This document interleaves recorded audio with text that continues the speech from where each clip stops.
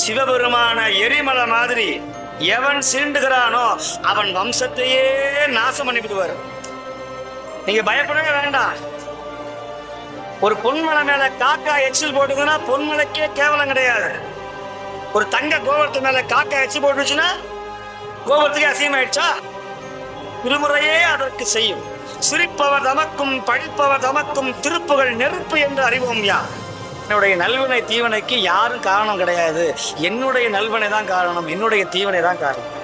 யார் எனக்கு பகை, யார் தானே தனக்கு நண்பனும் தானே தனக்கு பகைவனும் தானே தனக்கு நட்டானும் என்று சொல்லுகிறார் திருமந்திரத்துல. நமக்கு யார் உறவு, யார் பகை? நான் செய்த புண்ணியம் தான் நீங்க வந்து உட்கார்ந்துருக்கிறீங்க, நான் செய்த பாவம் தான் எனக்கு எதிரியாவது நிற்பான். அதனால செய்த பாவம்லாம் அங்கே ஒரு இடத்துல நிற்கும், செய்த புண்ணியம்லாம் அங்கே நிற்கும். ஒருத்தர் கொண்டாந்து எனக்கு கொண்டாந்து பூ போடுறாருன்னா நான் ஏதோ புண்ணியம் பண்ணியிருப்பேன் அவருக்கு. ஒருத்தர் கல்யாணத்தை அடிச்சாருன்னா நான் ஏதோ பாவம் பண்ணியிருப்பேன்.